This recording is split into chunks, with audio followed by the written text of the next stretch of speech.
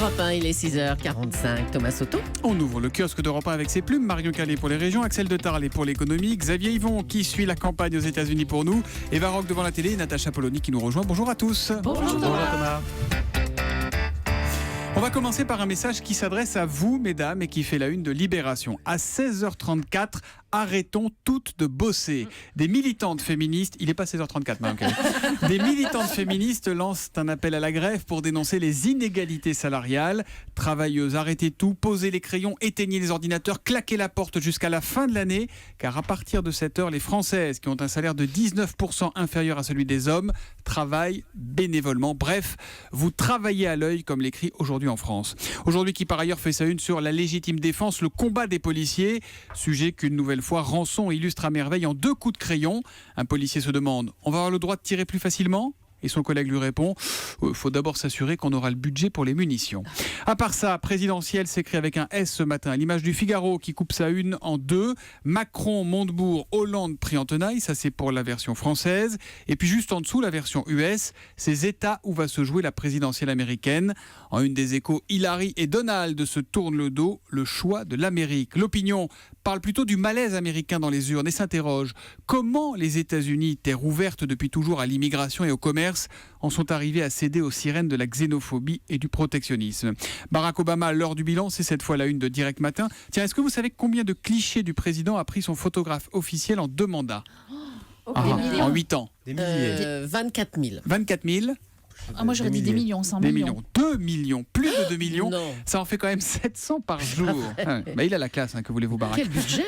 Enfin, l'humanité s'intéresse davantage à la Turquie et dénonce le silence coupable de l'Europe face à la dictature d'Erdogan. 3 une dans la presse quotidienne régionale, Marion Calais. La Provence se désespère de voir la taxe d'habitation progresser à Marseille. Elle affiche un des taux les plus élevés de France, près de 42%. Il y a que Lille qui fait mieux. Paiement jusqu'à la semaine prochaine, on le rappelle.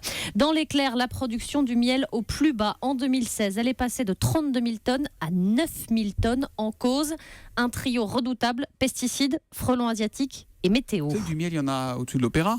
Et il y en a aussi au-dessus de Bobino. Ils vont faire leur première récolte dans quelques semaines. Des ruches qui s'installent en ville. Exactement. La solitude dans Ouest-France. Maintenant, ils sont seuls. Les 29 skippers du Vendée Globe qui ont quitté les Sables d'Olonne hier. L'histoire du jour, Marion, c'est celle d'un faussaire aux airs de Leonardo DiCaprio. Et il est dans Midi Libre. C'est le film Arrête-moi si tu peux, version française. Le suspect ne s'appelle pas Franck Abagnale Jr., mais Karim Olivier Maraoui. L'homme est signalé depuis 20 ans comme un des plus grands experts de la contrefaçon à travers le monde, nous dit Midi Libre. Aux États-Unis, par exemple, il est connu pour avoir volé pour plus de 8 millions de dollars de tickets d'avion. Il a utilisé des uniformes et des identités d'Air France pour voler des tickets en blanc. Il se serait aussi confectionné des ordonnances de tribunal pour être désigné tuteur de personnes vulnérables. Tantôt médecin pour se rédiger des ordonnances, pilote de ligne ou journaliste. C'est un colis rempli de timbres contrefaits qui a perdu le quadragénaire. Chez lui, feuilles administratives et tampons en tout genre ont été découverts. Le suspect a été mis en examen et écroué à Perpignan. Un dossier tentaculaire, souligne Midi Libre, qui devrait pousser les enquêteurs à faire appel à Interpol. 8 millions de dollars de tickets d'avion. Incroyable. Il doit en avoir Incroyable des miles, ce histoire. garçon. Voilà, c'est donc à lire dans Midi Libre. Axel de Tarlet, un nouveau scandale en vue chez Audi groupe Volkswagen, et c'est à lire dans le quotidien allemand Bild, car vous lisez l'allemand. Ah non, ich kann nicht Deutsch sprechen. C'est tout ce que je sais dire en allemand. On ne sait pas parler allemand. Donc j'ai lu la traduction. Audi, alors c'est effectivement la filiale haut de gamme de Volkswagen. Et tout comme Volkswagen, eh bien Audi, on en a découvert, a mis au point un petit logiciel détecteur pour savoir quand la voiture était en test. Alors comment fonctionne-t-il ce logiciel ? Eh bien, si le volant de votre Audi ne bouge pas pendant un certain temps et que la voiture tourne, Le moteur tourne, ouais. que le moteur tourne, le logiciel en déduit, à moins que vous soyez sur une immense ligne droite, il y a de fortes chances que vous soyez en laboratoire sur un rouleau et que les qui ingénieurs testent soient la en train pollution, d'accord. de pratiquer les tests. Et donc, si le volant ne bouge pas, ne tourne pas et que la voiture roule depuis un certain temps, automatiquement, la voiture se met en mode écolo, en mode basse consommation, et elle va rejeter peu de CO2. C'est l'agence californienne de l'environnement qui a découvert cette astuce. Et ce qu'il y a de plus grave, c'est que cette astuce a été installée sur certains modèles Audi jusqu'en mai dernier. Or, le scandale des truqueurs Volkswagen remonte à il y a un an, un peu plus d'un an, à C'est septembre pendant que 2015. Volkswagen nous faisait les larmes de crocodile, la marque cousine Audi continuait à tricher. à installer ce logiciel et c'est pour ça que le scandale Volkswagen prend de l'épaisseur. Que Ça le vient dossier... toujours des États-Unis en plus, les À chaque révélations. fois, ça vient des États-Unis. Vous savez, on critique le pouvoir exorbitant de la justice américaine. N'empêche, il n'y a que eux pour découvrir ce genre de supercherie. Eh ben dis donc, Audi après Volkswagen, ça va pas arranger les affaires du groupe. On part aux États-Unis justement tout de suite. Avec Xavier Yvon en direct de New York, cette fois-ci on y est, le vote c'est demain mardi. Xavier, les candidats vont enchaîner les derniers meetings, mais vous nous racontez, vous grâce au New York Times, les coulisses de ces derniers jours chez Donald Trump. Et oui, est-ce que vous savez ce que Donald Trump est probablement en train de faire en ce moment même dans son avion de retour de son dernier meeting du jour? Il écoute le Europe 1. kiosque. Oui, évidemment. Non, il On a compte les l'esprit clichés de Barack Hi Obama. Donald. Non, il force ses conseillers à rester avec lui, à lui faire la conversation, parce qu'il ne veut pas dormir, il ne veut pas se reposer, il ne veut pas se retrouver seul avec ses pensées. Il est trop angoissé. Oui, c'est le journaliste du New York Times qui a pu passer ces derniers jours avec lui qui le raconte. Sur scène, Donald Trump joue l'homme fort, sûr de sa victoire, mais en privé, il a constamment besoin d'être rassuré. Même parler une minute à un journaliste le rend désormais nerveux, dit-il. Il veut rester concentré sur son message, ne pas déraper, parce qu'après des mois de campagne, son équipe a enfin réussi à le canaliser. Quand l'affaire des emails de Clinton est revenue sur le devant de la scène, ses conseillers lui ont dit « C'est votre dernière chance, mais pour ça, faut nous écouter, arrêtez de vous autodétruire ». L'un d'entre eux lui a dit « Vous êtes comme un animal sauvage qui chasse sa proie avec tellement de zèle qu'il ne voit pas la falaise et qu'il tombe. » Alors son équipe a réussi à lui arracher son compte Twitter, dont il se servait sans filet pour insulter presque tout le monde. Et puis, ça a marché, il est remonté dans les sondages et raconte le New York Times, Donald Trump a constaté avec surprise que oui, son message passait mieux quand il ne faisait pas de digression sur scène.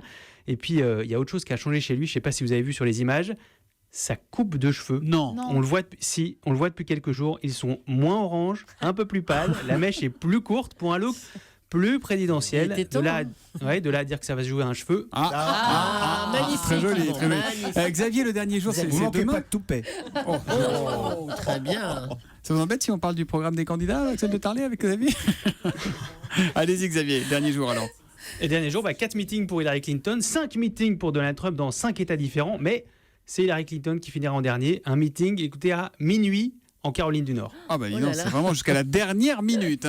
Marié au premier regard, voilà donc la nouveauté d'M6 ce soir à 20h55. Et Eva oui, Rock. une nouvelle émission pour encore rencontrer l'âme sœur grâce à la télévision. Alors, il y a une spécificité à ce programme, c'est que 3 experts, psychologues, sociologues, sexologues, vont faire passer une batterie de tests aux participants, filles et garçons qui sont chacun de leur côté.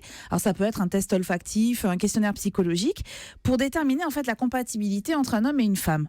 Résultat, ils forment des couples théoriques qui vont se rencontrer un jour un petit peu particulier. C'est que cette personne, vous ne la rencontrerez la première fois que le jour de votre mariage avec cette personne. Et oui, un J'y crois vrai pas. mariage devant Monsieur le maire entre 2 inconnus. Alors autant vous dire qu'il y a certains participants qui quittent tout de suite l'aventure. Moi, je suis désolée, c'est contre mes valeurs en fait. Je trouve ça même choquant que vous puissiez proposer ça. Moi, je suis pas venue pour faire de la télé-réalité ou pour faire du show, effectivement.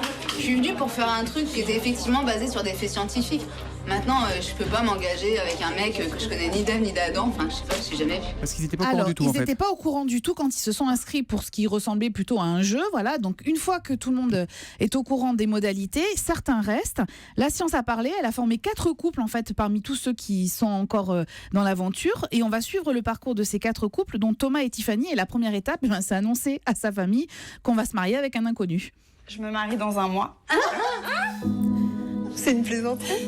Et non, c'est pas une plaisanterie. Alors le but est de savoir est-ce qu'ils vont aller jusqu'au bout de cette aventure ou pas. Est-ce qu'ils vont vraiment aller jusque devant Monsieur le maire? C'est la question de ce programme. Alors il avait un intérêt ce programme, c'était de comprendre comment des tests en fait permettent d'établir un profil socio-psychologique de chacun d'entre nous. Sauf que la production en fait, elle a totalement éludé cette partie. On ne sait rien ou presque des tests en question. Et après 20 minutes d'émission, en fait, vous vous retrouvez dans un programme purement de télé-réalité, alors qui est à regarder soit comme un divertissement, soit un peu comme une fiction, tellement on a du mal à croire à toute cette histoire. Moi je vous donne mon avis. C'est du pipeau. Mais comment ils font pour les bancs alors? Parce qu'il faut les publier avant. Alors, ils C'est sont un vrai publiés. mariage. Ils sont, oui, c'est un vrai mariage. Donc, il y a Ils des sont bancs. publiés. Ils vont chez le notaire. Ils sont séparés par une paroi pour pas se voir chez le notaire. Ouais. Oh là là. Merci beaucoup. Marié au premier regard sur M6 à 20h55 pour ceux qui aiment le flutio. À demain.